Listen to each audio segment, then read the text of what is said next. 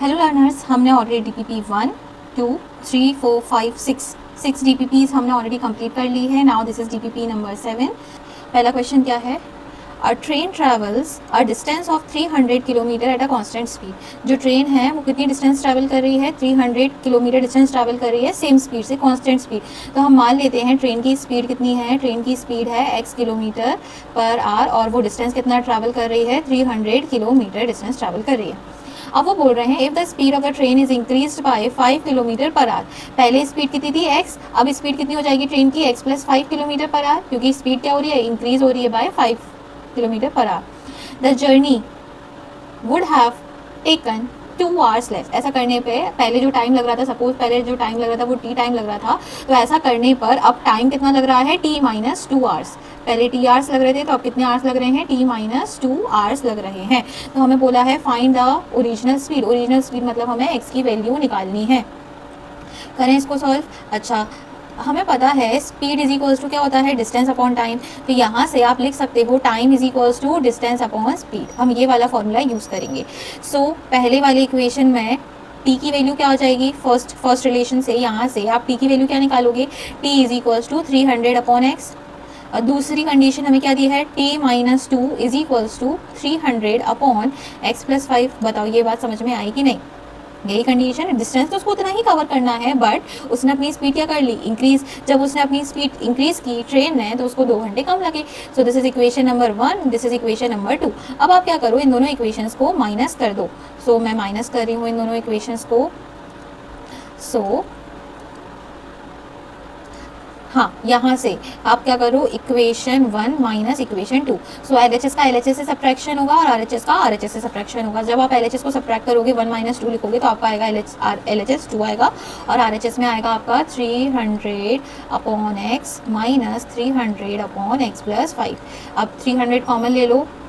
सो अंदर क्या बचेगा? 1 upon x minus 1 upon x plus 5 is equals to 2। So ये 2 से कैंसिल हो जाएगा, तो यहाँ पे आ जाएगा 150। सो हमारा आएगा 1 अपॉन 150 इक्वल्स टू LCM ले लें। सो डिनोमिनेटर में एक्स स्क्वायर प्लस 5x आएगा और न्यूमरेटर में यहाँ पे 5 बचेगा। x प्लस 5 माइनस एक्स से कैंसिल। सो हमारी इक्वेशन क्या हो गई? X square plus 5x minus 150 into 5।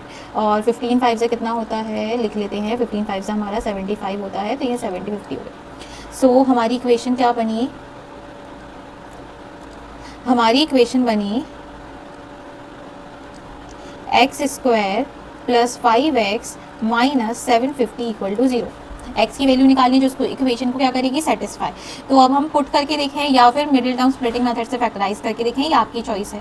तो मैं पहला ऑप्शन पुट करके देख रही हूँ। 10 इसको सेटिस्फाई नहीं करेगा, हटा दो। 15 इसको सेटिस्फाई करेगा। 15 का स्क्वायर 225 होता है और 15 5 का होता है 75। सो ये भी इसको सेटिस्फाई नहीं कर रहा। 20 इसको सेटिस्फाई करेगा क्या? 400 प्लस 100 कि 20 भी इसको सेटिस्फाई नहीं कर रहा। 25 इसको सेटिस्फाई करेगा। 625 प्लस कुछ, ओके 25 इंटू 5 125। देखो 750 माइनस 750 आ रहा है, तो ये इसको सेटिस्फाई कर रहा है। सो फर्स्ट ऑप्शन का फर्स्ट क्वेश्चन का करेक्ट ऑप्शन है 4। आया आपको समझ में? इजी क्वेश्चन था ये। क्वेश्चन वैसे हमसे पेपर में 3 मार्क्स में पूछा जाएगा। तो सब्जेक्टिव को ही उन्होंने क्या कर दिया है, अभी MCQ फॉर्म में पूछ रहे हैं। तो दीज आर सब्जेक्टिव क्वेश्चंस। आया समझ में? क्लियर है? नेक्स्ट करते हैं। A motor boat whose speed is 8 kilometre per hour. एक मोटर बोट है जिसकी स्पीड दी है हमें 8 kilometre per hour in still water takes 1 hour more to go 24 kilometre upstream and then to return downstream to the same spot. तो हमसे पूछा है find the speed of the stream. देखो अब यहाँ पे 2 चीज़ें होती हैं, एक होता है स्पीड ऑफ बोट और एक होता है speed of stream. Speed of boat अगर x है और स्पीड ऑफ स्ट्रीम अगर हमारी y किलोमीटर पर आवर है। देखो समझो कॉन्सेप्ट, 2 चीज़ें होती हैं यहाँ पे, एक होता है हमारा अप स्ट्रीम और एक होता है हमारा डाउन स्ट्रीम। 2 चीज़ें होती हैं, क्या क्या होता है? एक होता है अप स्ट्रीम और दूसरा होता है हमारा down stream. Speed of the boat कितनी है? x kilometre per our. Speed of the stream कितना है? y kilometre per our. Up stream मतलब होता है अगेंस्ट द स्ट्रीम। मतलब अगर बोट इस डायरेक्शन में जा रही है तो हमारी स्ट्रीम इस डायरेक्शन में उसको फोर्स लगा रही है, मतलब दोनों एक दूसरे के अपोजिट डायरेक्शन में फोर्स लगाएंगे तो इवेंचुअली स्पीड क्या हो जाएगी? माइनस। सो अपस्ट्रीम में क्या होती है speed of the boat, x minus y. और जब हम डाउन स्ट्रीम की बात करें, डाउन स्ट्रीम मतलब होता है विथ द फ्लो। सो अगर एक बोट इस डायरेक्शन में जा रही है तो स्ट्रीम की डायरेक्शन भी यही होगी, मतलब स्पीड क्या हो जाएगी, एड ऑन। सो यहाँ पे x प्लस वाई वाला केस है। क्लियर है। अपस्ट्रीम डाउन स्ट्रीम में एक क्वेश्चन में और समझा चुकी हूँ, अगर आपको नहीं आता है तो आप मुझसे कमेंट करके पूछ सकते हैं, ठीक है। सो अपस्ट्रीम एंड डाउन स्ट्रीम का कॉन्सेप्ट हमने ऑलरेडी समझ चुके हैं। तो अब हम क्वेश्चन को रीड करके इसको सॉल्व करने की कोशिश करते हैं। क्या है हमारे पास question, a motor boat whose speed is 18 kilometre per hour in still water. Still water मतलब होता है शांत पानी, मतलब अकॉर्डिंग टू दिस एक्स की वैल्यू कितनी दी है, 18 किलोमीटर पर आवर, ठीक है, in still water. Takes 1 hour more to go to upstream. Upstream मतलब क्या होता है, अपस्ट्रीम मतलब against the flow. So x minus y हमें उसमें टाइम कितना दिया है, इस अपस्ट्रीम में हमें टाइम 1 घंटा ज़्यादा लग रहा है। सो हम t+1 लिख लेते हैं यहाँ पे, t1 अपस्ट्रीम मतलब यह अपस्ट्रीम वाला केस है, ठीक है। Then to return downstream to the same spot. Downstream में हम क्या कर रहे हैं, सेम स्पॉट पे जा रहे हैं और आ रहे हैं। सो हम डाउन स्ट्रीम मतलब x प्लस वाई, तो हमें क्या बोला है, यहाँ पर हमें टाइम अगर t लग रहा है, टाइम कितना लग रहा है हमें, t2 कितना लग रहा है, t, ओके। ये हमारा केस है डाउन स्ट्रीम का, कोई दिक्कत तो नहीं, ठीक है। तो हमसे पूछा है find the speed of the stream. Speed of the stream मतलब हमें क्या निकालना है, y की वैल्यू। सॉल्व करें, चल। According to the question, speed वो टाइम इज इक्वल्स टू क्या होता है, टाइम इज इक्वल्स टू होता है हमारा speed, sorry distance upon speed. Time is equals क्या होता है, डिस्टेंस अपॉन स्पीड। डिस्टेंस उसको कितना कवर करना है, 24 किलोमीटर, क्योंकि वो जा रहा है 24 किलोमीटर, उतना ही वो क्या हो रहा है, वापस आ रहा है। सो डिस्टेंस हमारी फिक्स है, दैट इज़ 24 किलोमीटर, ठीक है। डिस्टेंस अपॉन स्पीड, हम पहले लिख रहे हैं किसकी स्पीड, अपस्ट्रीम की स्पीड। सो अपस्ट्रीम की स्पीड कितनी है, अपस्ट्रीम की हमारी स्पीड है x माइनस वाई, मतलब 18 माइनस वाई, ठीक है। अच्छा, डाउन स्ट्रीम की स्पीड कितनी है, 18 प्लस वाई। दोनों में समय का कितना अंतर है, 1 hour, take 1 hour more to go. So दोनों के बीच में अंतर कितना है, 1 किलोमीटर 1 hour का। सो उसको सॉल्व कर लोगे, बताओ। इसको सिंपली हमें क्या करना है, सॉल्व करना है। तो अच्छा, आप अपने आप करोगे इसको सॉल्व। सो ठीक है, क्वेश्चन नंबर 2 का आंसर आप लोग कमेंट करके मुझे बताना है, आपको कमेंट करके बताना है इसका आंसर क्या आएगा आफ्टर सिंप्लीफाइंग दिस इक्वेशन, ठीक है, क्लियर है। चलो क्वेश्चन नंबर 3 देखते हैं फिर। अच्छा, एक काम करते हैं, मैं सारे क्वेश्चंस में आपको स्टैंडर्ड फॉर्म में इक्वेशन बना के दे देती हूँ, ठीक है। फिर सॉल्व आपको खुद कर लेना है by middle term splitting method और quadratic formula. You have 2 methods, okay. So उसको थोड़ा अरेंज करते हैं। 24 कॉमन लेते हैं, अपॉन में 18 minus y minus 1 upon 18 plus y is equal to 1। So यहाँ से आ जाएगा 18 plus y minus 18 plus y is equals to 21 upon 24, और डिनोमिनेटर में आ जाएगा 18 माइनस वाई का ये इसका होल स्क्वायर। सो यहाँ से 18 से 18 कैंसिल हो जाएगा, हमारा आ जाएगा 2y is equals to 2y is equals to 18 का स्क्वायर 324 माइनस वाई स्क्वायर, और ये 2y इधर आ जाएगा, सॉरी 2y नहीं था, ये 24 था 24 इधर आ जाएगा। सो हमारी इक्वेशन क्या हो गई, y square plus 48y minus 324 equal to 0। अब बच्चों आपको क्या करना है, बस मैंने आपके लिए सॉल्व कर दिया है, इसको सॉल्व करना है और आपकी y की वैल्यू आ जाएगी, और जो y की वैल्यू है वही क्या कहलाएगी, स्पीड ऑफ द स्ट्रीम, ठीक है, कर लोगे अपने आप, ओके। नेक्स्ट क्वेश्चन देखते हैं।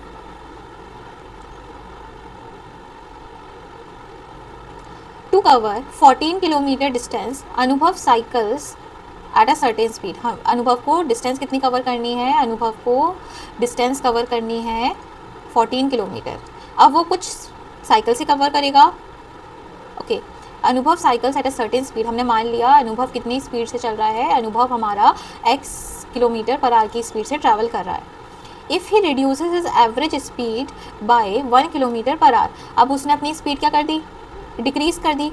रिड्यूस और डिक्रीज एक ही बात है, तो अब उसकी स्पीड कितनी हो गई, x माइनस 1। तो उसको 20 मिनट्स ज़्यादा चाहिए to cover the same distance. वही सेम डिस्टेंस कवर करने के लिए अगेन ये टाइम रिलेटेड क्वेश्चन है, तो हम क्या करेंगे, टाइम की वैल्यू निकालेंगे। Time is equals to speed upon distance upon speed, distance upon speed. Solve करें, मैं आपके लिए इक्वेशन बना रही हूँ, देखना ध्यान से, ओके। यहाँ से आपको मिलेगा 14 अपॉन रिड्यूस कितनी स्पीड कर रहा है वो 1, सो x minus 1 minus 14 upon x, clear है। किसके बराबर हो जाएगा 20/60, 20/60 इज गोइंग टू बी 1/3। अब इसको क्या करना है, हमें सिंप्लीफाई करना है, you will get the correct answer. यहाँ पे ज़्यादा टाइम ज़्यादा लग रहा है जब वो अपनी स्पीड क्या कर रहा है, कम। सो T1 माइनस T2 कर लोगे तो उसको LCM वगैरह लो, 14 कॉमन ले लो। Okay, x minus x plus 1, यहाँ हो जाएगा x square minus x is equals to 1/3। X cancel, यहाँ से 14 3 होता है 42। Okay, 42 is equals to x square minus x. अब ये तो बहुत ही बच्चों वाला क्वेश्चन है, इसका तो ओरली आंसर पता चल गया होगा आपका। 7 और 6 आएगा ना, अब 7 आएगा कि 6 आएगा देख लेना, दोनों ऑप्शन में दिया है। हाँ, A takes 6 days less than the time taken by B to finish the piece of work. If together they can finish it in 8 days, 4 days, the time taken by B to finish the same work. ये निकालना है। चलो, अच्छा question है और शायद से इस टाइप के क्वेश्चन पूछे जाते हैं। चलो देखते हैं कैसे करेंगे। हमें नहीं पता कि A कितना टाइम ले रहा है, B कितना टाइम ले रहा है। So let the time taken bye A B x days, मतलब X अपना A अपना काम पूरा X डेज में क्या कर रहा है, कंप्लीट कर रहा है, और B अपना पूरा काम Y डेज में कंप्लीट कर लेता है। तो बताओ एक दिन में, 1 डे में A कितना वर्क कर लेगा अपने काम का। सो एक दिन में A अपने काम का 1/6 पार्ट कर लेगा, ऐसे ही B अपने काम का 1/y पार्ट कंप्लीट कर लेगा एक दिन में। दोनों साथ में काम कर रहे हैं तो पूरा काम 4 दिन में कंप्लीट हो रहा है। सो एक दिन में कितना होगा, 1/4। यहाँ से आपको एक इक्वेशन मिल गई, कोई दिक्कत नहीं। अब वो बोल रहे हैं A 6 दिन कम लेता है किससे, B से, मतलब x और y में भी हमें रिलेशन दिया है। A कम टाइम ले रहा है, मतलब अगर y है हमारा तो x कितना टाइम ले रहा है, y माइनस 6। देखो A takes 6 days less than, so x की जगह हम y माइनस 6 लिख सकते हैं। सो 1/y माइनस 6, कोई दिक्कत तो नहीं, ठीक है। 1/y is equals to 1/4। LCM लो तो यहाँ से आ जाएगा y plus y minus 6 upon y square minus 6y equals to 1/4। So यहाँ से आ जाएगा आपका 2y माइनस 6, इसका किससे मल्टीप्लाई करना है, 4 से, is equals to y square minus 6y। थोड़ा इसको रीअरेंज वगैरह करो। सो यहाँ से आपको मिलेगा 8y minus 24 is equals to y square minus 6y। So y square minus 14y, 14 ही हो जाएगा ना, हाँ, minus 14y plus 24 equal to 0। या सोचो ऐसे दो नंबर जिनको मल्टीप्लाई करें तो ये आए और प्लस करें तो 12 और 2, दो नंबर क्या हो जाएंगे, 12 और 2, और y 2 हो नहीं सकता तो y की वैल्यू कितनी हो जाएगी, 12। कर लोगे ना अपने आप। बस time taken by B to finish the work is 12 hours. आया क्वेश्चन नंबर 4 समझ में। ओके, अब हम क्वेश्चन नंबर 5 सॉल्व करते हैं। 2 pipes running together can fill a tank in इतना टाइम। 2 पाइप हैं जो साथ में रन कर रहे हैं तो वो पूरे टैंक को इतने टाइम में फिल कर देते हैं। If one pipe takes 5 minutes more than the other to fill the tank separately, find the time taken by the each pipe to fill the tank. Okay, same again उसी type का question है। हमें नहीं पता कि pipe A कितने time में वो टैंक को फिल करेगा। सो हम मान लेते हैं A हमारा x मिनट्स में उस टैंक को क्या कर रहा है, फिल कर रहा है, और B हमारा y मिनट्स में उस टैंक को क्या कर रहा है, फिल। तो बताओ 1 मिनट में कितना काम हो गया होगा, 1 मिनट में 1/x टैंक फिल हो गया होगा, और ऐसे ही 1/y टैंक फिल हो गया होगा। दोनों मिलकर कितना टाइम ले रहे हैं, दोनों मिलकर हमारा 100/9 मिनट्स ले रहे हैं। तो 1 मिनट में कितना ले रहे होंगे वो टाइम, वो 1 मिनट में हमारा 9/100 पार्ट फिल हो गया होगा। सो इक्वेशन बन गई। अभी ये इक्वेशन x और y में है, थोड़ा और सॉल्व करेंगे। अब देखो ये रिलेशन भी दिया है, क्या रिलेशन है, if one pipe take 5 minutes more, उसमें से कोई भी एक पाइप 5 मिनट ज़्यादा ले रहा है दूसरे पाइप के कंपैरिजन में, तो y की जगह हम x प्लस 5 लिख सकते हैं। सो यहाँ से 1/x plus 1/x plus 5 is equals to 9/100 को क्या करना है, हमें सॉल्व करना है। सो LCM ले लो, तो x plus 5 plus x upon x square plus 5x is equals to 9/100। यहाँ से आ जाएगा 2x plus 5 is equals to 9/100, और यहाँ आ जाएगा एक्स स्क्वायर प्लस 5x। ठीक है, इस इक्वेशन को मैं सिर्फ आपको इक्वेशन बना के दे रही हूँ, सॉल्व आपको अपने आप करना है। तो equation will be 200x plus 500 equal to 9x square plus 45x। इसको सिंप्लीफाई करते हैं तो 9x स्क्वायर माइनस, इन दोनों को माइनस करते हैं तो 200 minus 45 will be 155। So minus 155x minus 500 equal to 0। अब इक्वेशन को क्या कर लेंगे हम, satisfy, solve by middle term splitting method. कर लोगे, कोई दिक्कत नहीं, आगे चलें। In a right angle triangle, एक राइट एंगल ट्राइंगल है, the hypotenuse is 2 centimetre longer than the base and 4 centimetre longer than the shortest side. So हमें तीनों साइड निकालनी है, बहुत ईजी क्वेश्चन है। अब वो राइट एंगल ट्राइंगल तो 3 चीज़ें होंगी, परपेंडिकुलर, बेस और हाइपोटेन्यूज, बट हमें उसमें क्या दिया है, रिलेशन दिया है, तो हमसे बोला है तीनों साइड निकाल के बताओ। अगर hypotenuse is 2 centimetre longer than the base, अगर हाइपोटेन्यूज x है तो बेस हो जाएगा x माइनस 2, तभी तो हाइपोटेन्यूज 2 सेंटीमीटर बड़ा होगा। And 4 centimetre longer than the shortest side, मतलब परपेंडिकुलर कितना हो जाएगा, x माइनस 4। खत्म।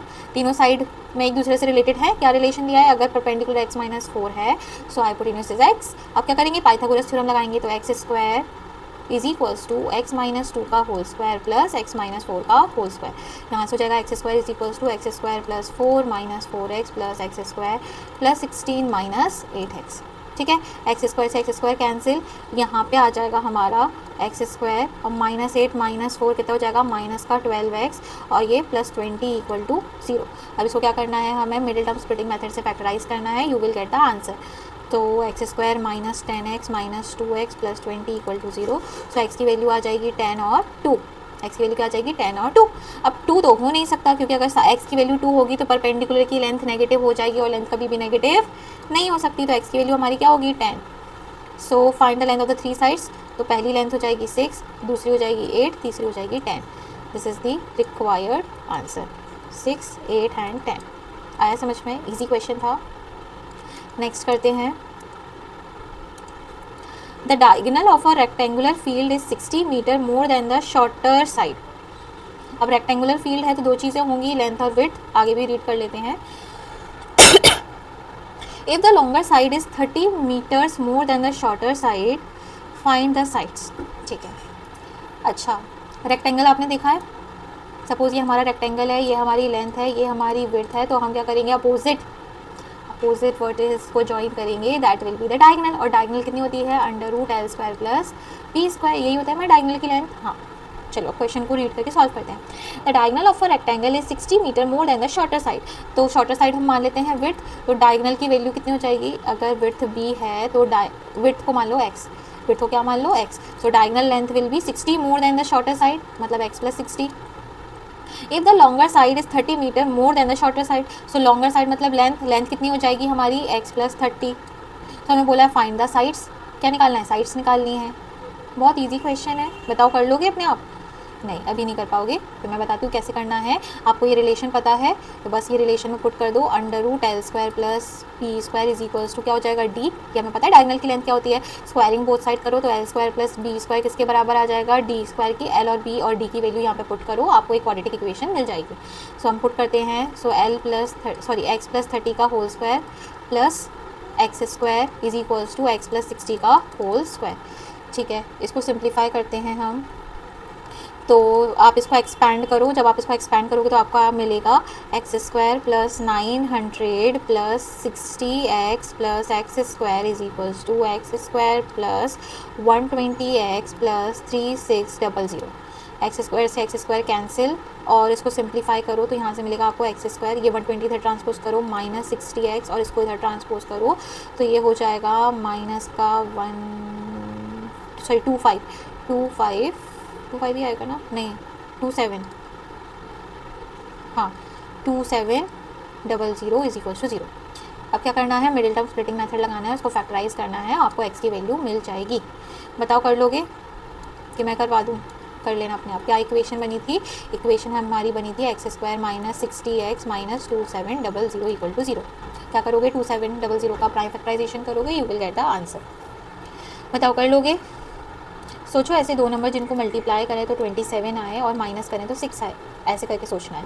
सो इसका प्राइम फैक्टराइजेशन करोगे 3 है तो 9 और 3, so x square minus 90x minus plus 30x minus 2700 is equals to x. So x की वैल्यू आ जाएगी 90 और माइनस 30। सिंस लेंथ कभी भी नेगेटिव नहीं हो सकती तो x की वैल्यू कितनी आ जाएगी 90, और x हमने क्या माना था, शॉर्टर साइड। सो शॉर्टेस्ट साइड हमारी 90 हो गई। डायगोनल कितना था, diagonal is 60 more than the shorter side, तो डायगोनल हमारा हो गया 90 प्लस 60 150, और बची हुई तीसरी साइड में 30 प्लस कर देंगे तो इट विल बी रिमेनिंग वाली हो जाएगी हमारी 120। So these are the sides. क्या क्या, find the sides of the field, field की साइड बतानी है तो डायगोनल नहीं चाहिए, सिर्फ और सिर्फ क्या चाहिए 90 and 120 metre are the sides of the field. आया समझ में, क्लियर है। चलो नेक्स्ट क्वेश्चन करते हैं। In a flight 600 kilometre an aircraft was slow down due to bad weather. ठीक है, एक फ़्लाइट है जिसमें डिस्टेंस हमें कितनी करनी है 600 किलोमीटर कवर करनी है, but due to bad weather it's slow down its speed. If its average speed for the trip was reduced by this, the time is increased by this, find the original duration of the flight. Okay, very easy question. Correct? चलो, time is equals to distance upon speed. अच्छा, अगर bad weather नहीं होता तो वो time T ले रहा था और डिस्टेंस कितनी कवर करनी थी उसको 600 किलोमीटर, और कितनी स्पीड से, हमने मान लिया स्पीड उसकी थी x, ठीक है। But due to bad weather time वो कितना ले रहा है, अब 30 मिनट्स ज़्यादा ले रहा है। 30 मिनट्स को आवर्स में कन्वर्ट करेंगे तो 1/2 आवर आएगा। इस डिस्टेंस उसको कितनी कवर करनी है, अगेन 600। उसने स्पीड क्या करी, रिड्यूस करी, तो पहले अगर स्पीड x थी तो अब स्पीड कितनी हो गई होगी, x माइनस 200। अब इन दोनों इक्वेशन को क्या कर दो, माइनस कर दो। इक्वेशन 1 है ये हमारी और ये इक्वेशन 2 है। इक्वेशन 1 माइनस इक्वेशन 2 तो क्या हो जाएगा, LHS में हाफ आ जाएगा और RHS में आ जाएगा 600 upon x minus 200 is equals to 600, sorry minus है 600 अपॉन x। सॉल्व करो 1/2, 600 कॉमन लो, अंदर क्या आएगा 1/, x माइनस 200 माइनस 1/x। सो यहाँ से आपको मिलेगा 1/1200 x minus x plus 200 divided by x² minus 200x। x cancel, so आपकी इक्वेशन हो जाएगी x² माइनस 200x माइनस 24 और कितने 0, 4 0 इज इक्वल्स टू 0। अब इससे x की वैल्यू निकाल लोगे, बताओ, सॉल्व करना है बस, अपने आप करना और x की वैल्यू निकाल लेना, ठीक है, कोई डाउट नहीं। चलो चलते हैं आगे। If the speed of the boat in still water is 8 kilometre per our, it can go 15 kilometre upstream and 22 kilometre downstream in 5 hours, find the speed of the stream. बहुत ईजी क्वेश्चन है। अच्छा, करें अपने आप, ठीक है। Speed of the boat in still water मतलब x कितना दिया है 8, हमें बोला स्पीड ऑफ द स्ट्रीम निकालो मतलब हमें y निकालना है, ठीक है। अच्छा, अपस्ट्रीम में स्पीड कितनी हो जाती है, अपस्ट्रीम में minus means against the flow, so हमारी स्पीड कितनी हो जाएगी 8 माइनस वाई। एंड जब हम बात करें डाउनस्ट्रीम की तो हमारी स्पीड हो जाएगी x प्लस वाई मतलब 8 प्लस वाई। कोई दिक्कत नहीं। दोनों के टाइम को क्या कर देंगे हम ऐड। पहले वाले केस में टाइम कितना लग रहा है हमारा, टाइम क्या होता है, टाइम होता है speed upon time is equals to distance upon speed. तो डिस्टेंस कितनी कवर करनी है 15, कितनी स्पीड से कर रहा है x माइनस वाई। ऐसी डिस्टेंस कितनी कवर करनी है 22 डाउनस्ट्रीम में, कितनी स्पीड से कर रहा है x प्लस वाई। दोनों का मिलाकर उसने अपनी जर्नी पूरी कंप्लीट कर ली कितने टाइम में, 5 आवर्स में। अब इसको क्या करना है, सॉल्व करना है, कर लोगे। इक्वेशन बना दूँ मैं आपके लिए। तो यहाँ से आ जाएगा 15 into 8 plus Y plus 22 into 8 minus Y upon 64 minus Y square is equals to 25। Multiply करो, 15 8 का कितना होता है, 15 8 का होता है 120। सो 120 प्लस 15 वाई, यहाँ से आ जाएगा 176 minus 22 Y is equals to 25 into 64 minus Y square. इसको सिंप्लीफाई वगैरह करना और आंसर निकाल लेना, आपको आंसर मिल जाएगा, ठीक है। मैंने आपको बता दिया है सॉल्व कैसे करना है। अगर सॉल्विंग पार्ट में आपको डाउट है तो आप कमेंट करके पूछ सकते हैं।